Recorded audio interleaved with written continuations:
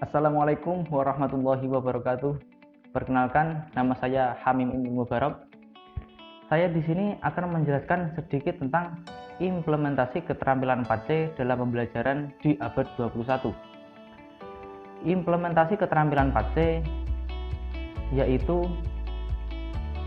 critical thinking, creative, communication, dan collaboration. Yang pertama adalah critical thinking atau keterampilan berpikir kritis, yaitu adalah aktivitas mental untuk memecahkan masalah, mengambil keputusan, memahami hal tertentu, dan menemukan jawaban yang relevan.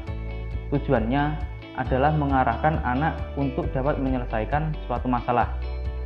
Untuk melatih keterampilan berpikir, guru dapat melatih siswa dengan cara yang pertama, mengajarkan soal hot secara spesifik dan kontinu. Yang kedua, tanya jawab dan diskusi. Yang ketiga, mengajarkan konsep secara eksplisit. Dan yang terakhir adalah memberikan scaffolding. Yang kedua adalah kreatif atau keterampilan berpikir kreatif.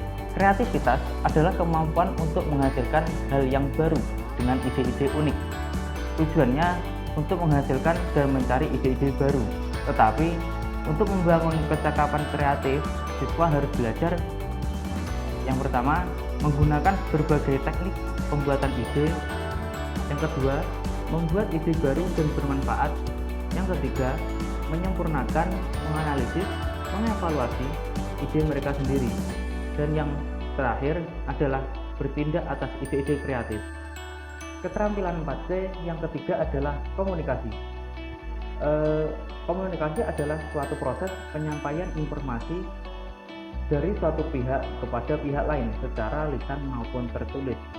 Tujuannya adalah mengirimkan informasi agar dapat dimengerti oleh penerima. Hal yang perlu diperhatikan dalam komunikasi adalah yang pertama, ide pesan harus utuh. Yang kedua, komunikator memahami betul lawan bicara. Yang ketiga, informasi disampaikan sesuai dengan bahasa penerima informasi. Dan yang keempat adalah informasi yang disampaikan dapat diterima oleh lawan bicara.